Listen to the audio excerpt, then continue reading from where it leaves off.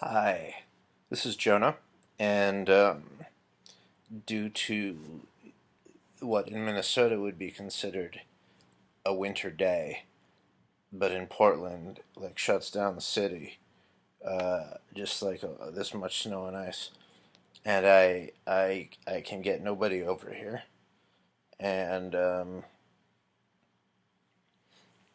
I thought it might be uh, still useful to um, address the assignment because it's a topic that I care about quite a bit, and it's in the assignment. It's in the first part, and I actually did an ER by accident last week. If for whatever odd reason anyone wants to see that, um, the the topic for the first half of the assignment that I wanted to briefly discuss is the gender guiding lines. And I should just I'm just going to do two points, maybe a third. I haven't totally decided yet. Um, in part, this is an interest for me because in graduate school, way back, a different degree, um, I was working with a professor who has written several very famous books on gender and given talks on it, and is credited with basically revolutionizing the field. And when I read this book here, um, and other Adler books, sometimes I think that I know that the Adler community isn't as large as a lot of others, but I feel that um, even though it's psychology and therapy, that it should still strive to be aware of the sort of latest investigations into things, possibly incorporate them, possibly not. But I think it's a stronger theory if you're able to say yes or no, why not, what we're doing, um, what others are doing. And there's the question that people have of the fidelity to Adler. You know, if we're modifying this, do we know he would have wanted that? And that's a game I find too tricky to play myself. It seems to me very much that uh, someone around in the early 1900s is going to have some different views today. Not opposing necessarily, just sort of additional, different, um, and uh, I think, and I've been thinking about this with some other ideas also, that really he can be strengthened immensely um, by doing some of this in good faith, because it um, it keeps him a little bit more contemporary. And I know we're not trying to sell him, and people who want Adlerian treatment will get it, but I think that if it's um, if it's aware of contemporary debates, it could be stronger. So, without further ado, I just wanted to read two very brief, like 2 sentence paragraphs. I'll start with one and then go on to the other one. Um, First one is on page 185 of the Powers and Griffith book, and it says, when gender definition is conveyed to us through images of masculine and feminine that are both desirable to us and useful in our social world, we feel at ease in our sexuality and in our relations with other members of our sex as well as of the other sex. So the question of this being historically true or accurate, I'm going to leave aside, because what I wanted to focus on was the what might be called, has been called compulsory heterosexuality. And by that they mean not a parent saying you must be heterosexual, but rather the heterosexual sort of messages and codes and ways that are in so many aspects of our society. So that paragraph has this odd thing that if we get masculine and feminine, we feel at ease in our sexuality. Well, first of all, if we're comfortable with a masculine and a feminine, it seems like that sexuality would be heterosexual, that we've seen a good role model of each, and we might develop as a strong heterosexual person ourselves. And in fact, if you're homosexual, I'm not sure why a man and a woman would necessarily put us at ease in our sexuality. That a heterosexual, parents would put us at ease. I think it would probably put us at dis-ease because we love them, we look up to them, we see that they're heterosexual, they like the opposite gender. We don't. We like the same gender. But is that right? Because mom and dad, have grown up with it, or maybe I'm gonna grow into it. Maybe I'm gonna change, and it can become quite sort of dangerous almost. And until recent times, I think there's a lot of youngerish people in the class. But in my mom's era, that recently, in my mom's era, no one was out. A couple people she knows came out like in their 50s or 60s, but it was just not socially acceptable to come out. And in my era, very slight change. And I'm not sure about the younger ones, but there's no real coming out if in the house, mom, dad, straight, is the sort of model sexuality or identity. And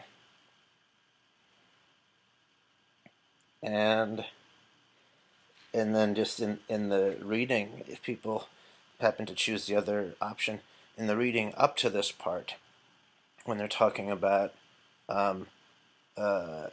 gender guiding lines, they're talking primarily with the end goal of creating children, producing children.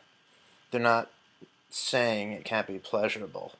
I don't think that's really the goal of this chapter, but that it's you find someone to make children with, and that was much more common back then than it is now.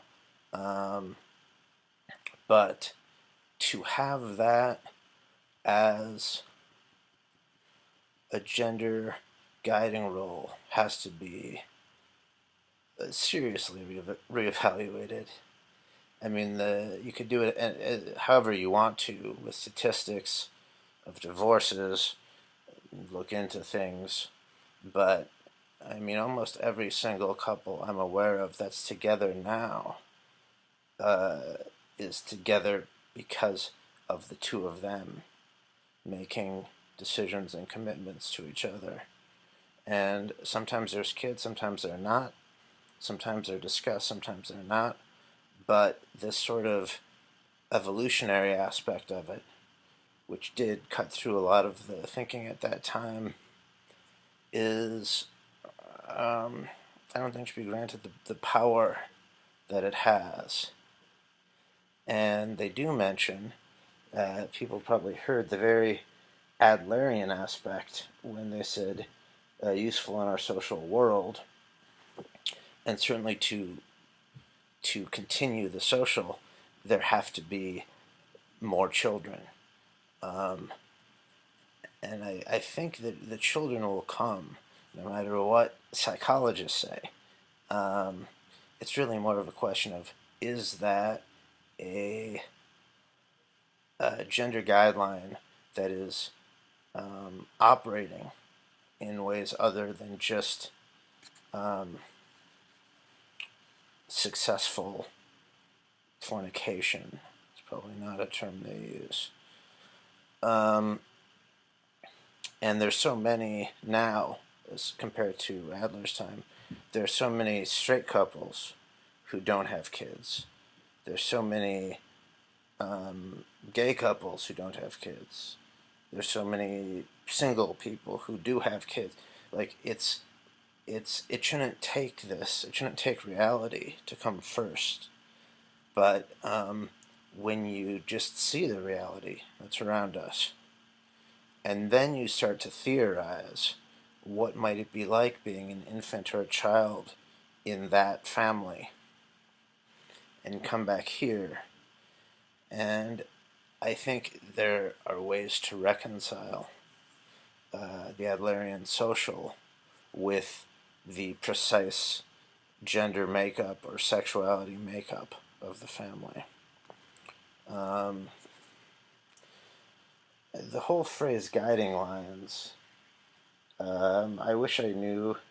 Uh, I wish I knew German to know for sure what connotations it had. Um, the connotations are just really awful in English. Um, the idea that, even as they argue, that gender is a construct, but the idea that it would be a guiding line to a child or a person is, I think it's the opposite of what people who study sexuality would say, which is that, especially as children and teenagers, it can change. It can take on different shades. And you don't want to have anything like a line or guiding. You want really an open space. I don't know what you want, but the second one, I'll go faster, is page 188. Similarly, when the parent of the other sex is chosen as a they're talking about the baby. So similarly, when the parent of the other sex is chosen as a positive role model, dissonance and unease is more likely to be felt in gender-related behavior. So what they're saying is that if it's a baby boy or a child boy, if the positive role model is the mom, there's going to be trouble. If it's a girl, the positive role model is the father, going to be trouble. And the thing that came to mind right away, of course, is the currently very large number of gay and lesbian couples who have children of both genders, two women who have a son or two sons. Judith Butler herself, who's the theorist I'm drawing upon in part, has a partner, a female partner, and a son. So what this would be saying is that if there's only one sex, only one gender, two women in the family, that there's no way to have a good gender-related child, because there's only the other sex to choose from. There's no same sex. And a lot of the theory today would say that, not only is in practice are there very healthy young people who were raised by two men, two women who were different genders, but that theoretically it's granting too much to the biological, which this chapter itself says is not really gender, saying that's sexuality. But gender is sort of more of a construct.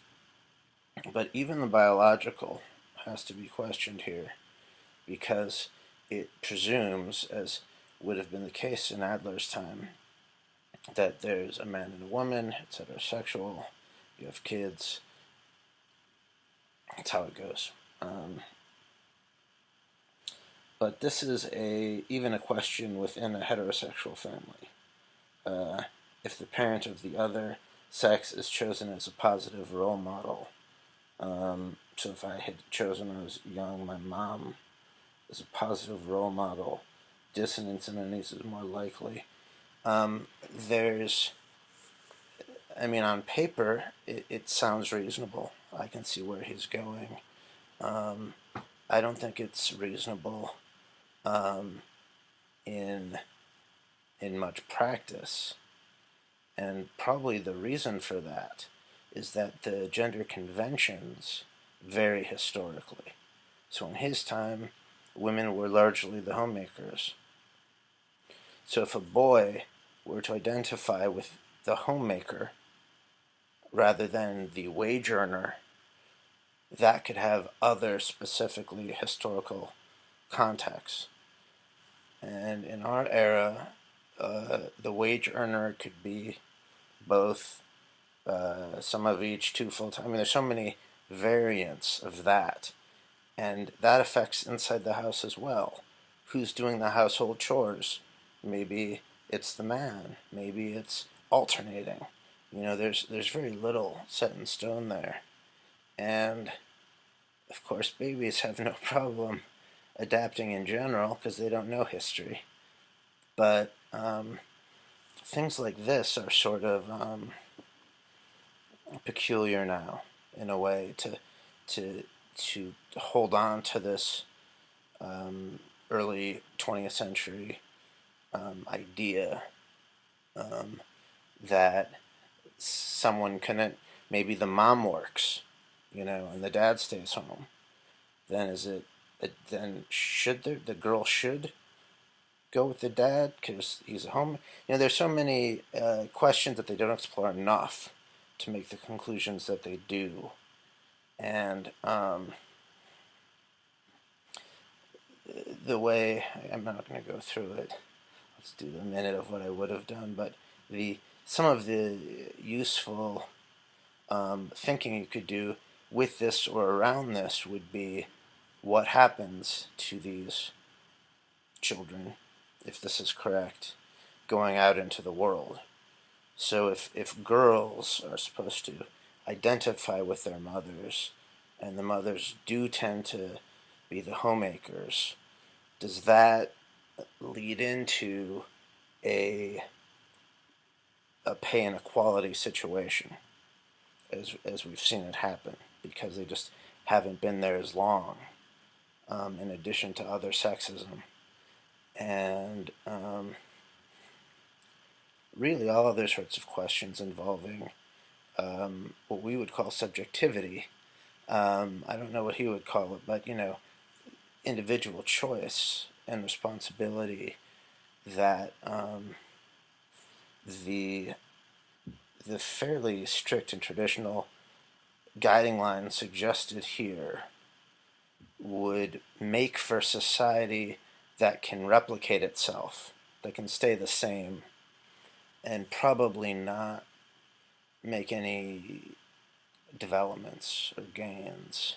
And I would not argue that we've only made gains on this at all. But I would also argue that if this were correct, we would have hundreds, probably thousands of people who defy it because they don't do it. They don't do something that you're supposed to do to become a person, or they do it the wrong way, but it doesn't feel that way to them, and they succeed in a wide variety of fields. And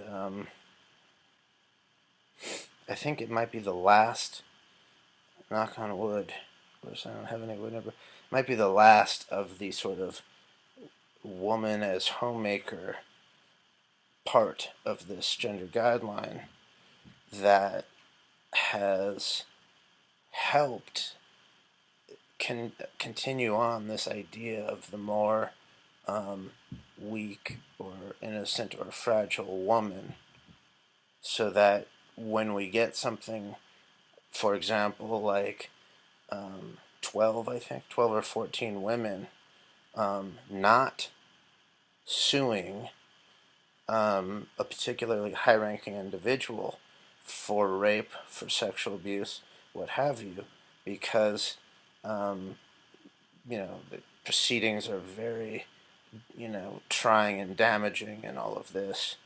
And part of the effect of this is that children, girls, don't see the women resisting. I don't know how they're told, if they're told at all, that the women might have been raped, but they would rather not risk damaging their own career or their own egos in order to fight it. And I'm not saying this stems from Adler's per se, but I think it stems from the tradition that Adler draws from, with the more conventional family structure and all sorts of dangers, at least to me, that present themselves on certainly on the female side, but probably on both sides. And since the social, I think, is his ultimate theory, that we're in maybe the most fractured social time in recent memory, but what we should keep in mind is that for the most harmonious social, we need to have the most harmonious individuals. If individuals are fighting their own battles, they can't really work on the social ones. So I am all for that one sort of hint in there, that the social is always worth keeping in mind, even when you're theorizing a couple or an individual, to have the social in mind, and not just the social as in those other people are strangers, but as the future, as possibility, and as things that we as therapists will be facilitating, whether we know it or not, because people who come to us might kind of be going that way, and we're going to be helping them go whatever way they're going. And it might not be the way we want them to go, but if it lets them be at ease, as they mention, unease, at ease with themselves, it's going to be better for both the person and the social. And I haven't checked yet to see. I know that there have been requests for conversion therapy, which is trying to convert a gay person to a straight person. This is of Adler's time, and also now of ours, because history is not linear. And the conversion therapy, I don't think Adler, that term wasn't even around for him to comment on, but it would sort of go along with this thinking. Like, I could see it being condoned here, but it wouldn't be now. I don't think it would be now. And I don't want to preach too much. That'll be my one preaching. People say people have different views on everything. And, I'll say probably. But conversion therapy is by far the most wrong thing that we as a profession allow, by not literally finding these people and charging them. But I went way past my gender guideline time. I feel like it was a fireside chat with an old presidents. Judith Butler, if people want to read, the breakthrough book is called Gender Trouble, and then her second book was called Bodies That Matter, and those are both great.